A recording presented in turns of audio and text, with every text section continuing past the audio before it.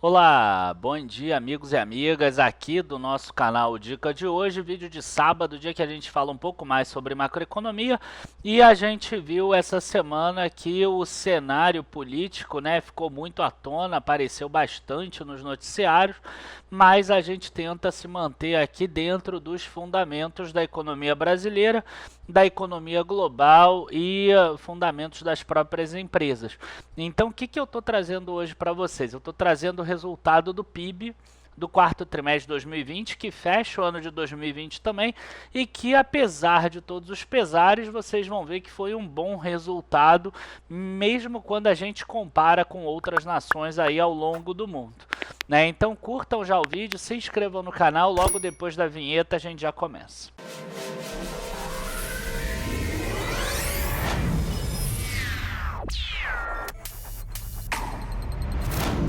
Bom, pessoal, vamos dar uma olhada aqui nas contas nacionais trimestrais do IBGE. Na verdade, hoje eu peguei a própria apresentação do IBGE porque fica mais fácil.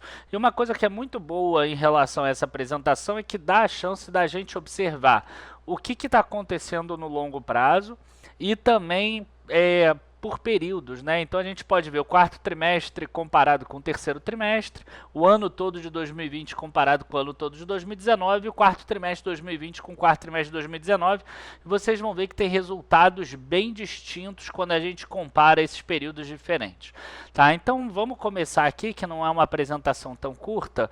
Então, contas nacionais do IBGE, isso aqui está no próprio site do próprio IBGE, e aqui a gente vê os principais resultados do PIB a preços de mercado, um resumo para quem não sabe. O PIB terminou o ano de 2020 com uma queda de 4,1% e muito melhor do que muitas nações europeias e etc. e que tiveram resultados de menos 9, menos 8, menos 7.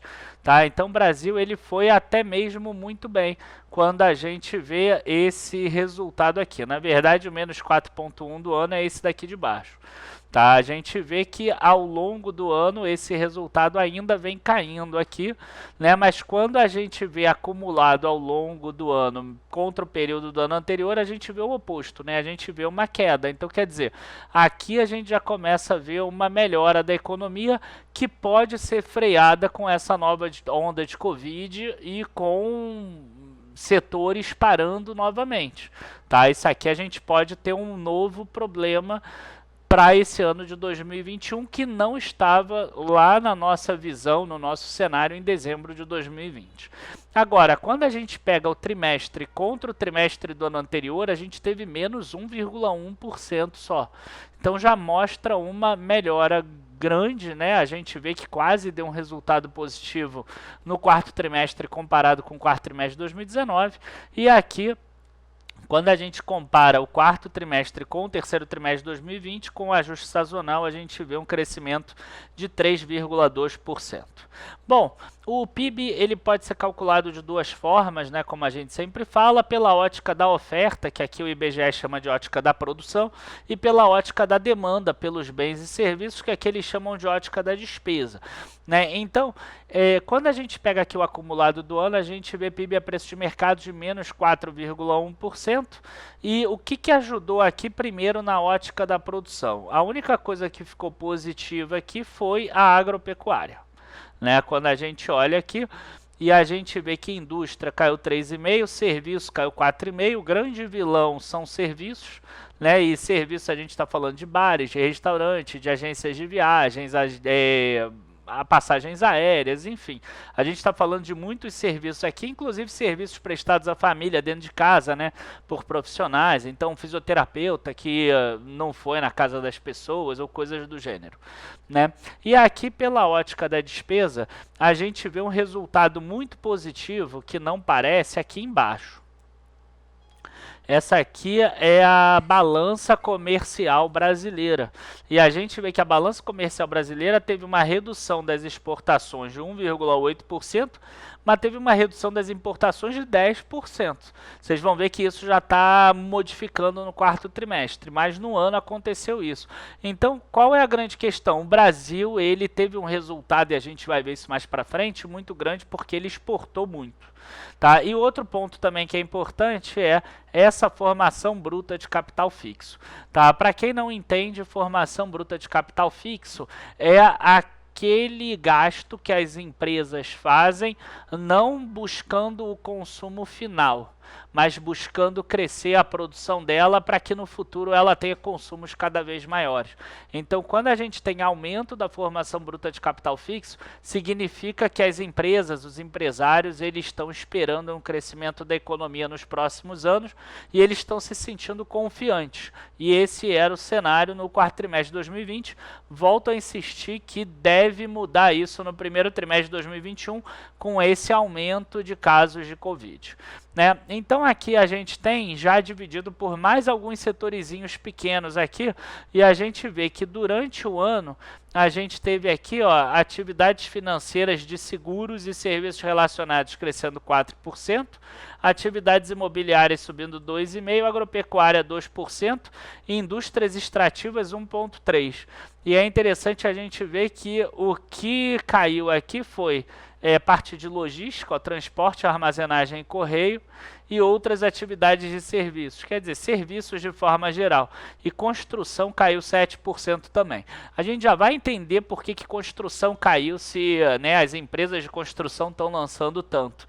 Em construção entra também obras de infraestrutura e essas ficaram praticamente paradas. Bom, agropecuária talvez seja a parte boa, né? A gente vê uma contribuição positiva bem grande de soja, café e milho. Contribuição negativa ficou nos bovinos, na pecuária. Talvez por isso a gente esteja vendo algumas empresas de frigoríficos em queda também. Laranja e fumo, que aí não tem muitas empresas aqui não, tá? Listadas com relação a isso, ou que tenham contribuições relevantes. Vamos lá, aqui quando a gente passa para a indústria, a gente teve uma queda muito forte de indústria de transformação, a gente vai ver que principalmente puxado pela indústria automotiva, tá? E aqui a gente tem uma indústria extrativa que está conseguindo ter uma contribuição positiva. A gente teve um aumento de extração de petróleo bastante grande, né? Para quem tem aí PetroRio ou 3R na carteira, não é surpresa nenhuma, porque são empresas que, por exemplo, estão aumentando a produção, mas não só elas, a Petrobras também está aumentando a produção, exploração em pré-sal e etc. Como eu falei antes, construção aqui teve uma queda forte. Então, vamos tentar entender aqui esses itens negativos. Construção, queda de 12,5% na ocupação na construção. Né? Então, pessoas perderam o emprego na construção. E essa queda foi puxada pelas obras de infraestrutura, quer dizer, não é pelo lançamentos imobiliários, e sim por obras de infraestrutura. E isso tem muito a ver com o orçamento, com o teto de gastos públicos. Né? Óbvio que o teto de gastos públicos é importante, mas como o Brasil ele não consegue controlar as despesas obrigatórias, com uma queda de arrecadação, ele tem que reduzir despesas discricionárias. E quais são as despesas discricionárias? Normalmente são obras de infraestrutura. Então é aquela obra de duplicação de uma rodovia, de aumento de uma ferrovia, de fazer um porto novo ou qualquer coisa do gênero, né? Modernização e etc. Então hoje essas obras de infraestrutura, elas estão sendo que ser puxadas pelo governo ou por parcerias, né? Público-privadas, ou se não por licitações. E aí a gente teve uma parada nesse sentido em 2020 que atrapalhou tudo isso. Na indústria de transformação, a gente já adiantou, a indústria automotiva teve uma queda forte, artigo de vestuário e acessório, acho que não é novidade para ninguém, saiu o resultado da Hering essa semana, uma queda na receita. Máquinas e equipamentos teve destaque negativo, metalurgia, etc. Na parte positiva, a gente vê indústria de alimentos, principalmente aqui porque exporta, né? Até empresas igual a M. Dias Branco, que nunca exportava, começou a aumentar muito a receita dela com exportação. Indústria farmacêutica, né? Aqui a gente tem, por exemplo, a Ipera no Brasil, celulose e papel. A gente viu aumentos fortes nos resultados da Klabin e da Suzano, por exemplo. Produtos de fumo, a Souza Cruz já fechou capital em 2014, material de limpeza. Bom, indústrias extrativas também tiveram queda. Sim, também tiveram queda. O desempenho explicado... Deixa eu só dar uma olhada aqui. Não, indústrias extrativas tiveram uma contribuição positiva. Por isso que eu estou achando estranho. Esse número aqui deveria estar com uma setinha para cima e não para baixo. Desempenho explicado pelo crescimento da extração de petróleo e gás, que suplantou a queda da extração de minérios ferrosos. Né? Quem leu já o relatório de Vale lá da área de membros, percebeu que a Vale reduziu a produção e as vendas dela com relação a 2019. Ah, Daniel, mas o resultado veio muito bom, ela gerou muito caixa, etc. É porque aí o preço do minério de ferro cresceu, mas o volume de produção foi menor. Tá? Então esse é um outro ponto também. E serviços teve uma queda forte, e aqui quedas, né? Serviços prestados à família, transporte, enfim, tudo que a gente já falou lá atrás. Bom, impostos aqui teve uma redução de 4,9%, maior do que a do PIB, isso é positivo. A gente vê que tiveram alguns subsídios lá atrás, durante o período da pandemia, e por isso que aconteceu isso. Principal deles aqui, impostos de importação. Bom, mas vamos falar sobre agora a ótica da despesa, né, que é essa daqui. E aqui na ótica da despesa, a gente viu que o consumo das famílias caiu muito. E o que ajudou o consumo da família a não cair tanto foi programas de apoio do governo e crescimento nominal de 11% dos saldos de operação de crédito do Sistema Financeiro Nacional. Isso aqui também foi puxado pelo governo, porque teve a redução dos compulsórios. Tá? Quem viu o vídeo lá da área de membros de Banrisul percebeu uma redução grande dos compulsórios. Isso, por um lado, joga o sistema financeiro numa situação um pouco mais complicada se tivesse um problema muito grande global. Por exemplo, porque você tem menos reservas nos bancos centrais para conseguir compensar uma inadimplência muito grande. Só que fez com que as famílias tivessem algum dinheiro também para poder consumir nesse período. Então a gente tem aqui um aumento de endividamento das famílias. Isso tem que ser levado em consideração, porque esse endividamento, qualquer endividamento na verdade, serve para você que está endividado. Qualquer endividamento serve como uma antecipação de receitas futuras, né? Então quer dizer, você tem aquele gasto que você ia ter lá na frente porque você ia ganhar um salário lá na frente, você antecipa ele para esse período atual, então esse aumento de despesa que as famílias tiveram vai significar menos PIB no futuro também. Tá? Então isso precisa ser levado em consideração. E aí entra a formação bruta de capital fixo, que é a parte que eu mais tenho gostado no PIB. Né? E que também acho que pode ter um efeito negativo no próximo trimestre, 1º de 2021. Olha isso aqui, máquinas e equipamentos. Isso aqui é impressionante. A gente vê que saiu de 341 milhões de gastos em formação bruta de capital fixo, que é a compra de máquinas e equipamentos, quer dizer, aumento de produção, 426 milhões, 449 milhões e 517 milhões. Mesmo que a gente tire a inflação, você vai ver que ganha da inflação em todos os períodos. Né? Aqui a gente teve uma pequena variação de volume negativo em 2019 e a gente vê uma participação aqui no total, não, uma variação de volume agora em 2020 de menos 1,1, mas a gente vê que a participação no total chegou a 42% a compra de máquinas e equipamentos. E aqui a questão da exportação, né? Eu acho que está na moda comprar empresas exportadoras, pelo menos eu tenho falado bastante sobre isso e tenho aos poucos tentando migrar a carteira para isso. E a gente vê aqui exportação de bens e serviços com uma queda de 1 e uma importação com uma queda de 10. Aqui a gente tem o gráfico do PIB per capita sempre abaixo do PIB, mostrando que a população brasileira está crescendo, nada mais do que isso. Né? O PIB per capita por pessoa caiu aqui 4,8%. E, enfim, né, quando a gente olha para o exterior, a gente vê que o Brasil deixou de ser uma das 10 maiores economias do mundo. Ele passou a ser a 12ª, e isso tem muito a ver com a desvalorização do câmbio. Né? Então, o PIB calculado em dólar do Brasil, ele caiu muito. Então, o Brasil, que já foi a 6ª economia, quando a gente teve uma grande valorização do real lá em 2017 frente ao dólar, né, que ele chegou a 1,40, 1,50, hoje o Brasil vira a 12ª economia porque o real subiu muito em frente ao dólar, ele teve uma desvalorização grande da moeda. Né? Quando a gente pega a taxa acumulada aqui nos últimos 4 trimestres, a gente vê que a gente ainda não chegou na inflexão, a economia ainda mostra sinais de piora, talvez uma redução aqui no nível nível da piora. Tá, isso aqui precisa ser levado em consideração. O que me deixa otimista, pelo menos deixava até o quarto trimestre, né? Agora com a onda de Covid pode ser que isso inverta, que essa formação bruta de capital fixo está crescendo. E a gente percebe, né, que esse aqui é o mais volátil, né, essa linha verde. Então ela sobe mais e ela cai mais. E quando ela sobe, traz a reboque o consumo das famílias. Afinal, uma empresa não vai investir se ela não estiver esperando um consumo maior depois. Ela não vai investir só para girar a economia, por exemplo. E aqui é aquela questão que a gente falou, né? A contribuição da demanda interna e do setor externo.